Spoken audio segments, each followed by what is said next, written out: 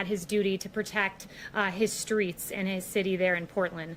The federal government has a sworn duty to uphold the laws of the United States. Through field offices and federal facilities across the country, these agents protect and serve the American people. Yet the rhetoric of the left undermines our justice system, with Nancy Pelosi calling them stormtroopers, Jim Clyburn calling them the Gestapo, and Wheeler using the term paramilitary forces. Under President Trump, violent crime rates in America finally began to fall. Rhetoric like this cannot be allowed to set us back. Augmenting the Federal Protective Service, guarding federal property in Portland, our brave officers have since augmenting them, I should say, our brave officers have faced all of these various things, like rioters barricading officers inside the Hatfield Federal Courthouse, trapping officers inside.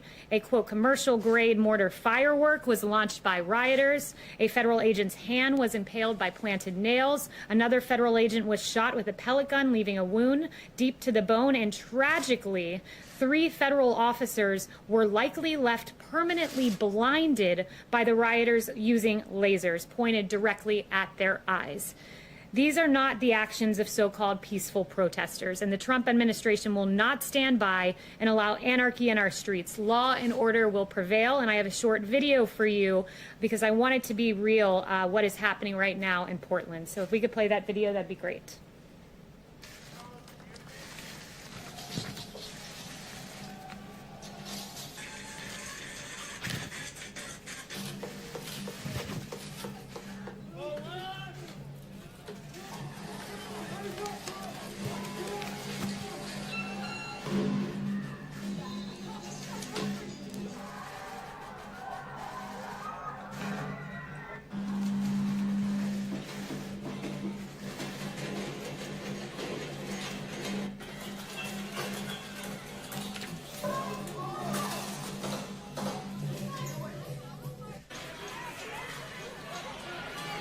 I hope someone kills your whole family. That wasn't me, Holly. I hope they kill you too. I hope someone burns down your whole precinct with all y'all inside. Can't wait to see it. As you can see, that is anything but a peaceful protest, and this president will always stand on the side of law and order. And with that, I'll take questions. Yes. Thank you so much. I want to ask you about the convention, and then I have another question on foreign policy. First of all, has President Trump determined where he's going to or how he's going to deliver his speech? He said he was working on that yesterday. So he hasn't decided that just yet, but we have a number of really creative, exciting options that he's looking at. It's a question more for the RNC, but he's very excited about the prospect of what will come with the convention. And I want to ask you about something that he tweeted back in April. He said Joe Biden wanted the date for the Democratic National Convention moved to a later time period. Now he wants a virtual convention, one where he doesn't have to show up. Gee, I wonder why. Does the president regret that now? Well, as you know, I can't respond to Joe Biden. You'd have to ask the campaign about that. But the president, the circumstances changed in Florida where we intended to have the convention. As the circumstances on the ground changed, the president changed his viewpoint on having the convention in Jacksonville at that particular location. I wanted to ask you about the president's phone call with Vladimir Putin. Did the president raise the issue of Russian bounties on the lives of American troops during that phone call? So as you know, that intelligence is unverified still to this day. There are dissenting opinions within the intel community. I won't get into the president's private discussions with a foreign leader. I was not on that call, but that intelligence is still unverified. But rest assured, our president will always stand with our military and protect them against any and every foreign adversary. Determination, Kayleigh, about what happened. He's been briefed now, right? Yes, thank you. Thank you. Yes, Nancy Pelosi and Mitch McConnell announced that John Lewis I'll come back to you next. will be lying in state at the Capitol Monday and Tuesday. Does the president plan to go to the Capitol to visit John Lewis on one of those days? I have no announcements about the president's upcoming plans, but John Lewis was a civil rights icon. We lowered the flag at the White House here to signify that. So I have no future announcements of the president's plans other than to make that one note. Yes. Thank you, Kayleigh. So the Senate has approved overwhelmingly a bill that would require the renaming of bases that are named after Confederate leaders. How is it that Senator Inhofe assured the president he was going to be able to remove that from legislation that has passed both chambers of Congress? Yeah, I'll leave that to Senator Inhofe as to how that works legislatively speaking, but the president was assured by Senator Inhofe that that would be changing and that Republicans stood with the president on this and stood with the rest of America. 56%, according to an ABC Ipsos poll, are opposed to the changing of the U.S.-based names. Kevin. Kayleigh, thanks. Two quick questions. I think you probably hear this often. When can Americans expect some money in their pockets by way of stimulus? What's the president's plan to get that money to them as quickly as possible? And just a question about COVID reporting. Is the White House at all concerned about inaccuracies or inconsistencies with respect to COVID death reporting? So first, let me note, when we look at numbers, we want the most accurate reporting. And I went through last week the CDC numbers. We want to make sure hospitals are truly reporting all the information they're getting. One of the systems of data gathering, only 81% of hospitals were reporting into. Another HHS system was getting a more full picture of what we're seeing in hospitals. So we want to ensure all of our information is accurate. And we trust the numbers that we're getting from HHS and CDC. And with regard to phase 4, those negotiations are ongoing. These are long and extended negotiations, but we feel that it's very important from the White House to address unemployment insurance in particular, and also money for schools and ensuring that the money for schools enables students to make school choices like actually going to a physically open school. So right now that's where the discussions lie at the moment. One more quick one very quickly. Drug pricing is so critical to America's seniors. Often you hear terrible stories, frankly, about people having to ration drugs because of the incredible cost. What exactly practically can the American public expect the president to do to lower the cost of prescription drugs? That's a great question. The president today at 3 p.m. will be talking about drug pricing, and he'll be announcing some actions he's taking on that front. So I'll leave it to him to announce those future actions. But in 2018, he released a landmark blueprint to lower prescription drug prices. It's an issue he's been very passionate about, which is why he signed legislation ending the gag clauses that stop pharmacists from informing patients about lower drug prices, and average basic premiums for Medicare Part D prescription drug plans have actually fallen by 13.5% since 2017. So he's done a lot already, but more to come this afternoon, actually. Kayleigh. I have two questions for you. This morning, Dr. Burke said that it is still an open question how rapidly children under 10 can actually spread COVID-19. But the other day, the president said they don't bring it home very easily and they don't transmit very easily. So shouldn't we figure out which one of those it is before kids go back to school? So let me give you two answers to this. First, I would point you to CDC guidelines that said based on current data, the rate of infection among younger school children and from students to teachers has been low, especially if proper precautions are followed. There have also been few reports of children being the primary source of COVID-19 transmission among family members. That's where the data currently stands. But that being said, even if there is transmission and later studies come out, let's say, we believe that students should be going back to school because the effect on a child, we know scientifically, they are not affected in the same way as an adult. Again, I'd point you to CDC guidelines on this that says the best available evidence indicates if children become infected, they are far less likely to suffer severe symptoms. Death rates among school-age children are much lower than among adults and far lower than during the H1N1 pandemic, for instance, when schools remained open. Yeah, and Dr. Brooks noted that today unless kids have an underlying condition, but she said they do not know how rapidly they can spread it still if they're under 10, and that's one of the president's top advisors. So on the transmission point, I point you again to the CDC, but I would also say that it is our firm belief that that our schools are essential places of business, if you will, that our teachers are essential personnel. You all here are considered essential workers, which is why you were coming into the briefing room every day during the pandemic. Our meat packers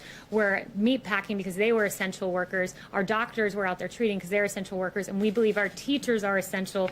Particularly, I pore over the data on schools often, and the one thing that really stuck out to me, I read through the entirety of the CDC guidelines, was that I talk about child abuse often, and 1 in 5 cases being reported in schools. Well, the CDC guidelines went on to say there has not just been a sharp decline in reports of suspected maltreatment, but tragically a notable increase in evidence of child abuse when children are seen for service services during the pandemic. For example, in Washington, D.C., Child and Family Services Agency recorded a 62% decrease in child abuse reporting calls between mid-March and April compared to the same time period in 2019, but saw more severe presentation of child abuse cases in emergency rooms. That's a tragedy, and our schools must reopen. Okay, my question was about transition rates, but anyway, my second question is also And I on the answered that. president's call with the Russian president yesterday. Today, the nation's top counterintelligence official said that Russia is one of 3 countries that is actively working to interfere in our election. Did the president bring up election interference on the call with the Russian president yesterday? Again, I wasn't on the call, but the president, I was not on the call. The president has taken more actions for election security than his predecessor, who gave a stand-down order when he learned about election interference. Susan Rice gave that stand-down order. Obama's intel chief even confirmed that stand-down order was given. By contrast, we've given a ton of funding to election security. We take our elections seriously, and we believe in election integrity. My question is, did President Trump bring it up on the call Justin, yesterday? I was You're not on the answering. call, Caitlin. Stop filibustering. Justin, let your No, colleagues you're ask not answering my questions. question. Justin, But you okay, bring it up. Justin no longer has a question. Anyone else? Kayleigh, Kayleigh. Okay. around 20 million Americans are receiving expanded uninsurance benefits, and some are going to receive the last of those checks tomorrow. Have Senate Republicans in the White House settled on a plan yet to extend UI? If so, can you explain what that plan is? And if not, did you wait too long to try to sort this out? Those discussions are still ongoing, and I'm not going to get in the middle of the negotiation, other than to say, when I answered Kevin's question up here, I said that our priority right now is we feel it's very important to address extending those unemployment insurances, and how that looks, I'll leave it to them, but that is, unemployment insurance is a top priority for us right now. China ordered the closing of one of our diplomatic facilities there in retaliation for what happened in Texas. We haven't really heard from the White House. If you could spell out specifically why you guys decided to close the Houston facility. I know that there's obviously broad complaints that you've raised for weeks with China, but why Houston specifically? And secondly, if you had a reaction to the steps China took. Yes, our action to direct the closure of the PRC Consulate General in Houston was taken to protect American intellectual property and Americans' private information. For years, the CCP has undertaken a whole-of-society effort to steal American technology and intellectual property for commercial gain, and many of those activities are directed from PRC diplomatic facilities, and we urge the CCP to cease these malign actions rather than engage in tit-for-tat retaliation. So that's where we stand on that. Jeff. Kayleigh, the president's tone on the virus this week seems to have changed. He's advocated a few different times for Americans to wear masks. He said that the pandemic would get worse before it gets better. He canceled most of the convention, or certainly the Florida part, yesterday. All of these things were bad 2 months ago, even longer than that, and the science on masking has been clear for several months. What changed this week? Why did his tone change? There has been no change. The president said on March 31st, before there was even a recommended but not required guidance given by the CDC on mask wearing, the president already said, if you want to wear a mask, wear a mask. It doesn't harm anyone. And that was when our scientists even were, some of them were saying, don't wear masks. So the president has been consistent on this. He wore a mask back at the Ford facility. He carries around in his pocket. He showed it to you multiple times. He hasn't changed. In fact, and just speaking on COVID generally, the way I've heard him talk privately in the Oval Office is the way he's talking out here. The only thing that changed is the president taking dozens and dozens and dozens of your questions each and every day, because he felt the best way to get information to the American people was for him to be out here answering your questions and providing this directly. The other part of the question wasn't just about masking, although I would argue that if you look back and see when he called it politically correct, for example, that wasn't exactly agreeing with the science of wearing masks. But setting that aside, No, but let's not set that aside, because in that incident when he used the words politically correct, it was in reference, I believe you were asking him a question, was it? And right, and you were standing outside and you'd been tested and you were wearing a mask and he couldn't hear your question, so he asked for you momentarily to pull down the mask. So that was the specific context, and context does matter here. Okay, well, I didn't need to engage on that, but I was standing around other reporters and using the same mic that other people were using. That's why I left my mask on. Right. Well, he could not hear your question. He asked for you temporarily to pull it down. Everyone in the press pool's tested. So scientifically, you are not in a compromising position. But he hasn't changed his tone. But this president, the reason he wants to bring back these briefings is to get information out there. Like we've done 52.9 million tests nationwide, 187 emergency use authorizations, for test manufacturing, 20 million swabs per month, use the DPA over 20 times. All of these great successes of this administration, like distributing 31,000 cases of remdesivir, enough to treat nearly 200,000 patients. None of this is getting covered. And you've got the best messenger, the duly elected president of the United States, talking directly to the American people and getting extraordinary ratings as they tune in to get information from their leader. My question wasn't about John. that last piece. I just want to clarify one thing, Kayleigh. Okay, John no longer has a question. Anyone else? I do, I just Kayleigh. want to clarify. I don't want to talk over it. If you don't mind, Jeff, maybe we can come back to you.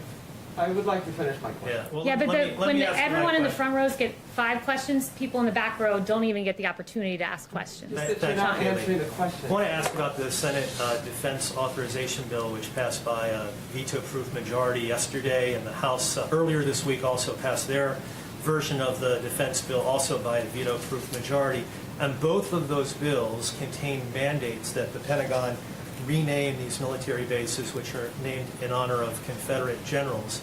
I want to ask you, does the president believe that his position, which we're all familiar with, it's helpful in terms of recruitment, specifically for African Americans? Explain how that position will help recruit African Americans in an all-volunteer military force. The president stands with the American people. 56% don't want to see the bases' names changed. Where he stands is in a place where many soldiers who have lost their lives overseas, the last ground that they saw were these bases, and by changing their names, he believes that it is not appropriate that those soldiers who lost their lives to be told that the ground that they familiar with left. his position, and you just restated it very well, but I'm asking you specifically, how is this helpful for an African American who wants to volunteer for our all-volunteer military forces to go to a base that's named for a Confederate general that worked to still put and keep in place slavery,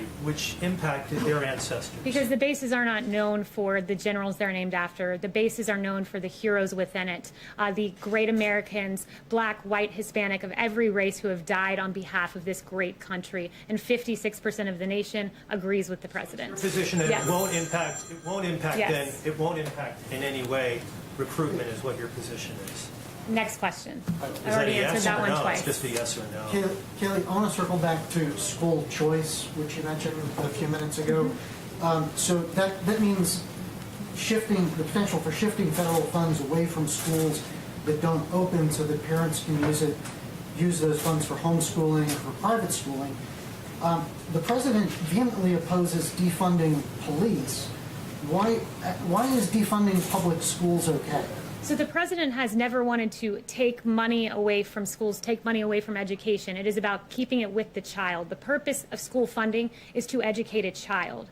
The child, if a school is closed, loses the opportunity to receive education and needed social services. I put up the chart a few weeks ago from McKinsey & Co. That showed that the student most impacted is the low-income student who's in a low-income community and doesn't have the resources as some other students. So that student should not be deprived of an educational opportunity and forever never be able to recover the deficit that child has had by being out of school for an entire year or more. The schools in those underserved communities also are the ones that generally have terrible ventilation. They need the most money for upgrading. If this money is shifted away from those schools, how will they ever get into a situation where they could, in the case of a pandemic, properly serve their population? Well, your question's a bit befuddling because if the problem is ventilation in schools and the school's closed and you're fixing the ventilation, the student isn't even in the facility because the school isn't even open. The whole point is the student deserves an educational opportunity and a good educational opportunity, which is why the money must follow the student. And I would also note in the CDC guidelines that they said, with regards to food in particular, that there are 15 million children participating in the school breakfast program, 30 million in the school lunch program, and they said, quote, "It is difficult to maintain this type of school nutrition program over the long term. And they were talking about how we've managed to get meal services throughout the periods of school closures, but they went on to say it's difficult to maintain this type of program over the long term. There are severe consequences. I've mentioned the child abuse, the loss in education, and also when it comes to nutrition services as well. Yes.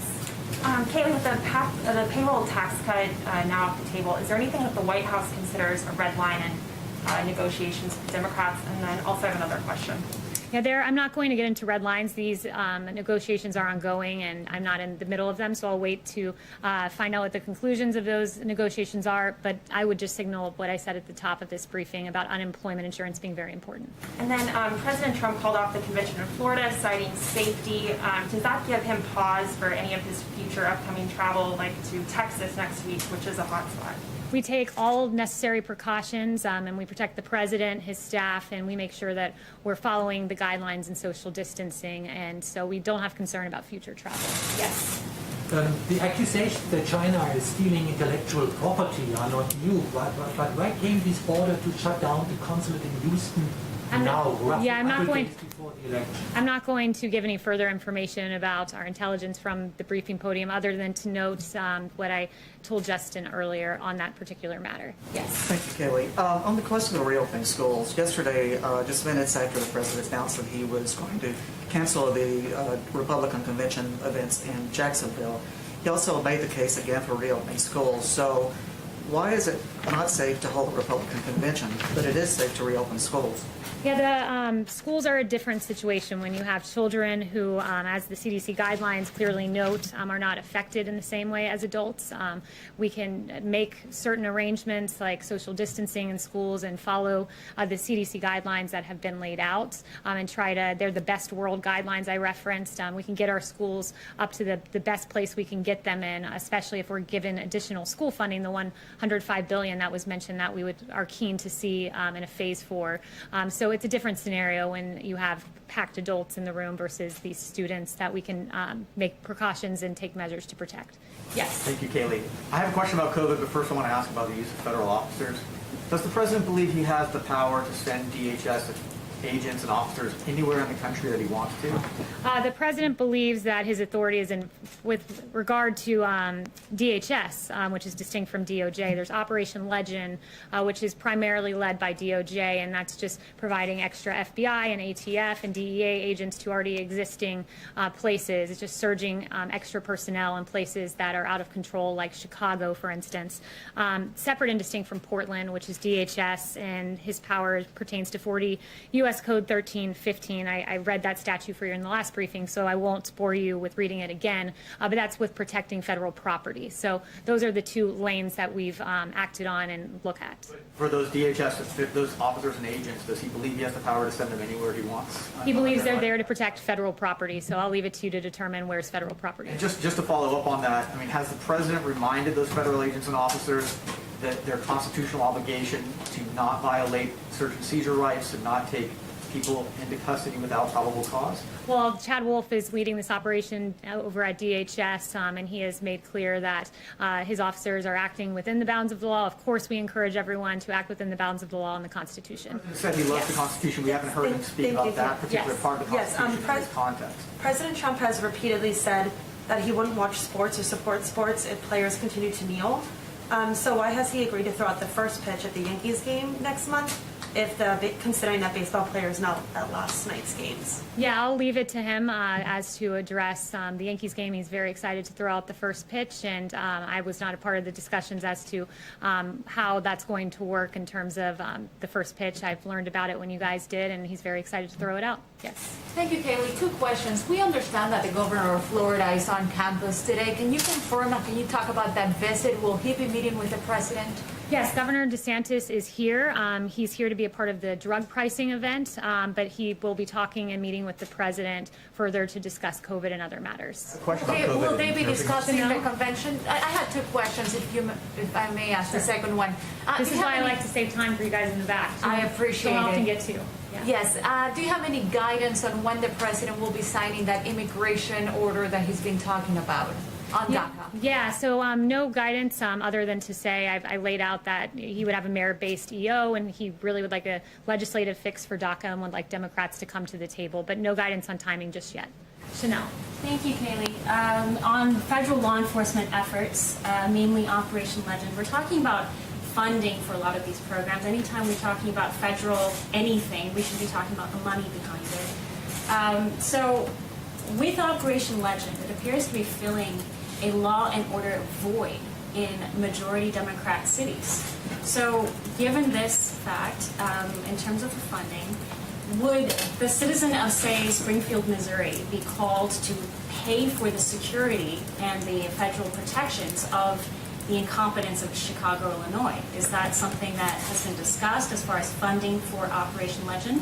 I'm not aware of that being discussed in particular. I think where the president's head is at right now is, you look across the country and it is Democrat streets where you're seeing a lot of this lawlessness. In Minneapolis, murders have spiked 94%.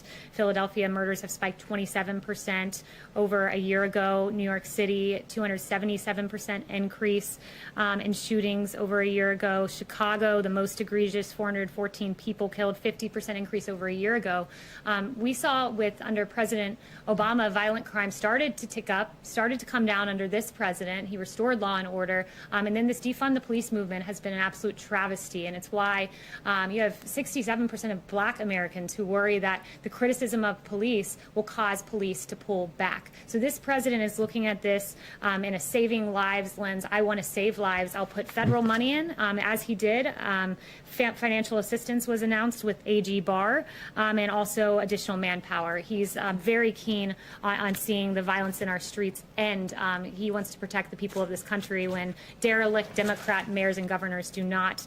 And he's also appalled by cancel culture, and cancel culture specifically as it pertains to cops. We saw a few weeks ago that Paw Patrol, a cartoon show about cops, was canceled. The show Cops was canceled. Live PD was canceled.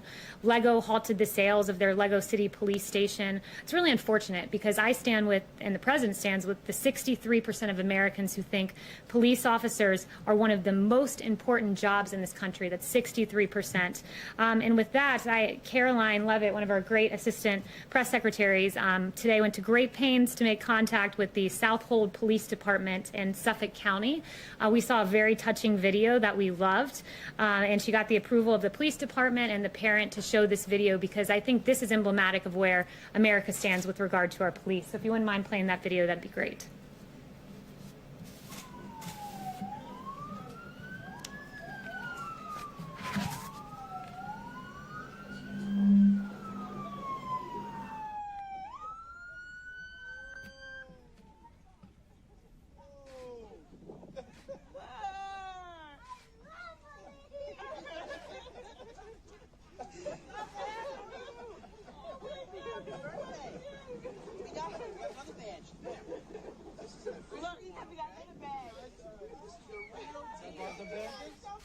Thank you. What you want to be when you grow up? Yeah. We'll still be here, so. Thank you to our heroic police department around the country. America stands with you.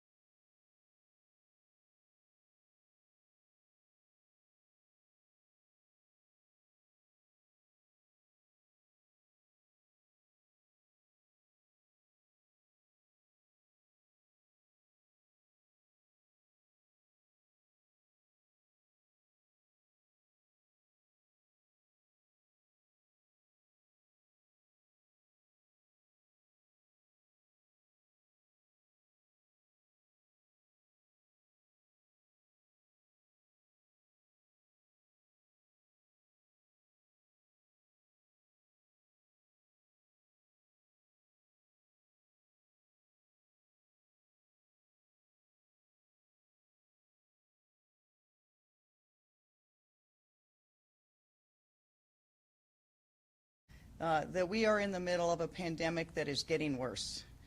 The number of infections in the city of Seattle, in the county,